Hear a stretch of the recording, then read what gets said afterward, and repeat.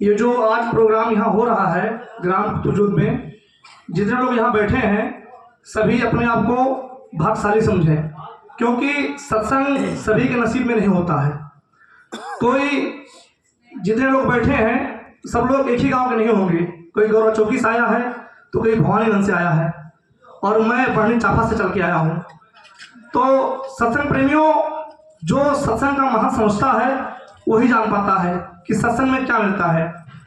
हमारे महात्मा लोग बताए हैं, संत महात्मा लोग, कि संत मिलन को जाइए माया तज अभिमान, जो जो एक पर आगे रखो कोटिन जग समान। कितनी बड़ी महिमा है।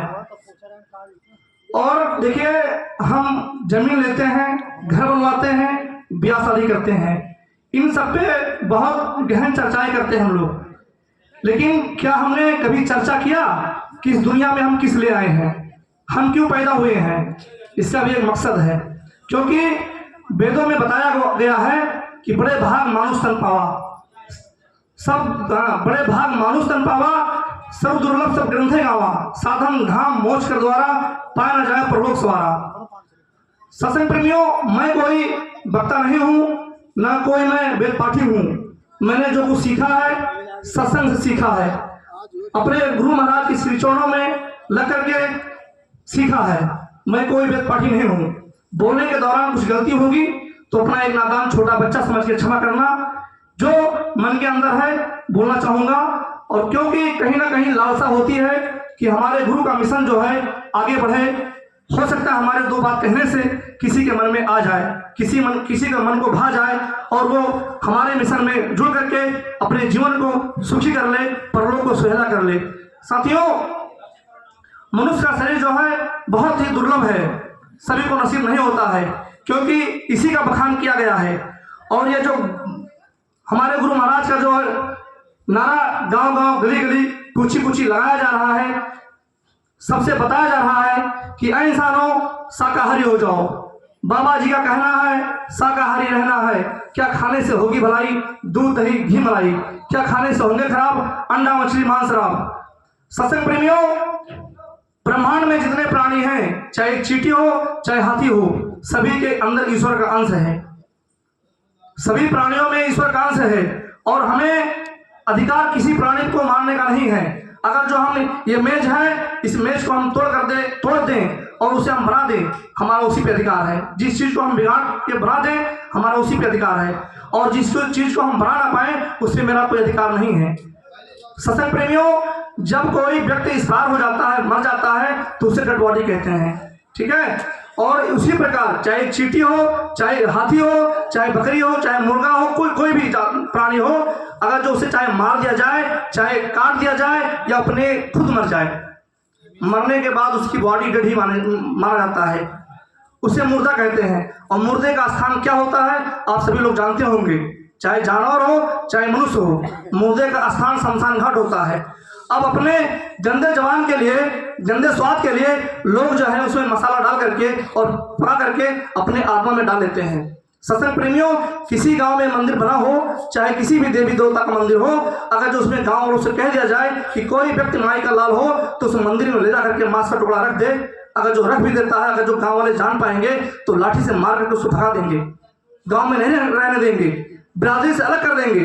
साथियों, ये जो है मंदिर जो बनाया गया है ईंट माटी से, सेरिया सीमेंट से बना हुआ है, अगर जो एक बार उसको गिरा दिया जाए तो उससे और अच्छा बना सकते हैं। पैसा लगेगा, जेंट पेंट हो जाएगा, टाइल लग जाएगा, सब कुछ हो जाएगा, उससे कई गुना अच्छा बन जाएगा। लेकिन जो ये, और उसमें जबकि मंदिर में परमात्मा नहीं रहता है, परमात्मा हमारे अंदर है, आपके अंदर है।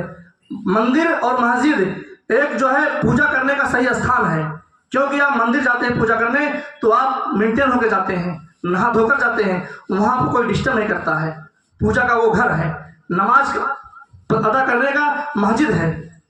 तो हमारे कहने का मतलब यह है कि मंदिर और मस्जिद में अल्लाह या भगवान नहीं रहता है, वो इबादत करने का या पूजा करने का एक स्थान है, ठीक है। वहाँ हमारा पूजा भजन नमाज सही से अदा होता है, क्योंकि वहाँ और कोई नहीं जाता है, सिर्फ पूजा करने ही वाले लोग जाते हैं। तो मेरे कहने का मतलब यह है कि जो है पूजा पाठ करिए और गुरु करिए। गुरु के बताए हुए रास्ते पर चलिए, क्योंकि अगर जो आपके जीवन में गुरु नहीं है तो समझ लो बेकार आपका जीवन बेकार है। एक दृष्टांत याद आता है कबीरदास जी का है, कहते कबीरा वो दिन याद कर पग ऊपर तरसीस मृत मंडल में आकर बिसर गयो जगदीश। जब बच्चा माँ के पेट में होता है तो उसका सर नीचे होता है, पैर ऊपर होता है, फिर भी वो जीवित होता है। किसी व्यक्ति को अगर जो उल्टा लटका दिया जाए और उससे पूछो कि उसकी क्या दशा है तो खुद बताएगा। तो जब बच्चा माँ के पेट में होता है तो परमात्मा से कहता है, हे परमात्मा तू मुझे यहाँ से निकाल दे, मैं धरती पर जा करके तेरी दिन रात पूजा करूंगा, दिन रात इबादत करूंगा। लेकिन ऐसा नहीं होता है। जब वही बच्चा जन्म लेता है, धीरे धीरे बड़ा होता है, अपने माँ बाप को पहचानने लगता है, संसार की माया मुंह में फंस करके परमात्मा को भूल जाता है। जो वादा करता है माँ के पेट में वो आकर भूल जाता है। और उसी वादे को याद दिलाने के लिए हमारे सत्संग प्रेमी गांव गांव प्रचार करते हैं, अरे सज्जनों, इंसानों जाग जाओ, अभी समय है। क्योंकि समय चला गया तो फिर वापस नहीं आएगा। अभी आप लोगों ने देखा होगा कोरोना काल में इतनी भयंकर बीमारी आई थी कि लोग जो है इतने जल्दी मर गए कि दवा कराने का कोई समय नहीं मिला किसी को। इतनी भयंकर बीमारी है कि डॉक्टर लोग खुद नहीं जान पाते हैं कि कौन सी बीमारी लग गई है। तो आप लोग का ज़्यादा समय नहीं लूँगा क्योंकि समय बहुत कम है। तो मेरा आप लोगों के चरणों में यही अरदास है कि जीवन बहुत अनमोल है, भक्ति कीजिए और जीवन को सार्थक बनाइए, प्रेम से रहिए सब लोग। और छोटा सा एक मुझे दृष्टांत याद आता है, गांव में जो है अक्सर बहू और सास की लड़ाई होती रहती है। थोड़ी बातों पे जो है अक्सर बहू और सास में नहीं बनता है। एक बार एक जो है बहू अपने सास से परेशान होकर के और एक बाबा जी के पास जाती है और कहती है, बाबा जी ऐसा कोई उपाय बताओ, मेरी सास से बहुत लड़ाई होती है, हमेशा जो है हमारी सास हमको जो है खरी खोटी सुनाती रहती है, और कुछ उपाय बताओ कि जो है या तो हम घर छोड़ दें या कहीं चले जाएं। तो गुरु जी ने बाबा जी ने बताया कि बच्चा बेटी आपको घर छोड़ने की कोई ज़रूरत नहीं है, मैं आपको एक उपाय बताता हूँ और वो उपाय करना सब सही हो जाएगा। मैं आपको एक पुड़िया देता हूँ और उस पुड़िया में जो है बुढ़िया को जो है अपनी बूढ़ा को जो है डेली खिलाते रहना, और धीरे धीरे जो है आपकी बूढ़ी जो है 4-5 महीने में एक साल में मर जाएगी वो। बाकी घर द्वार सब आपका हो जाएगा, आप घर की मलकिन हो जाओगी। लेकिन मैं जैसा जैसा बता रहा हूँ वैसा वैसा करना। बाबा जी जो है एक मीठी पुड़िया देते हैं, एक मीठी गोली की पुड़िया देते हैं, करीब 30-40 पुड़िया देते हैं, और बताते हैं कि बहू से बताते हैं कि एक पुड़िया डेली जो है सुबह अपने सास को खिलाना। ये स्वीट पॉइजन है, धीरे धीरे असर करेगा और धीरे धीरे खिलाओगी और बूढ़ी जो है धीरे धीरे कमजोर होती जाएगी और उसका एक दिन जो है 4-5 महीने में काम हो जाएगा।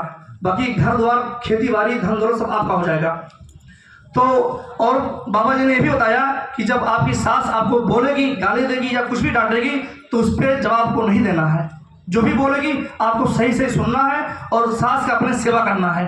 डेली खाना बनाने के बाद में शाम को हाथ पे दबा देना, तेल लगा देना, जहाँ दर्द हो मालिश कर देना, और अगर जो आपकी सास आपको कुछ कहती है तो उल्ट कर जवाब को नहीं देना है। और वो दवा लेकर के जो है घर चली जाती है और जैसा बाबा जी बताते हैं वो एक पुड़िया डेली दवा खिलाती है, मीठी गोली रहता है, लेकिन उसको क्या पता कि ये क्या है। अपने जो है सास को एक गोली डेली खिलाती रहती है और जो उसकी सास होती है कुछ भी बोलती है, गाली देती है या उल्टा सीधा बोलती है, उस पर कुछ नहीं बोलती है, वो चुप रहती है और सास का जो है सेवा करती है, प्रतिदिन सेवा करती है। कुछ दिन बीता, ऐसे 1-2 महीना बीता तो सास को लगा कि ये हमारी बहू तो बहुत बदल गई है, इसको मैं बोलती हूँ ये उल्ट का जवाब नहीं देती है और मेरा सेवा करती है।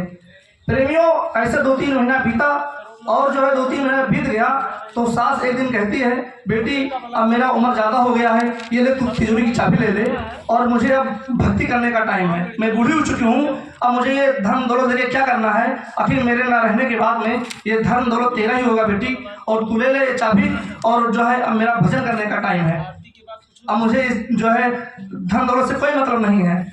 और कोई गलती होती थी अगर बहू से तो सास जो है उसको बोलती भी नहीं थी, इतना दोनों में प्रेम बढ़ गया। और उसके बाद में जब लगा कि अब 2-3 महीना बीत गया है, हमारी सास ऐसा ना हो कि शरीर छोड़ दे, वो दौड़ी दौड़ी जाती है, गुरु के पास में जाती है और कहती है, बाबा जी मुझसे बहुत बड़ी गलती हुई है और मैं अनजान थी, मुझ में ही कमियाँ थी, और आप ऐसा करो कि जो है हमारी सास को जो है कुछ दिक्कत ना हो, वो शरीर ना छोड़े, तो साथियों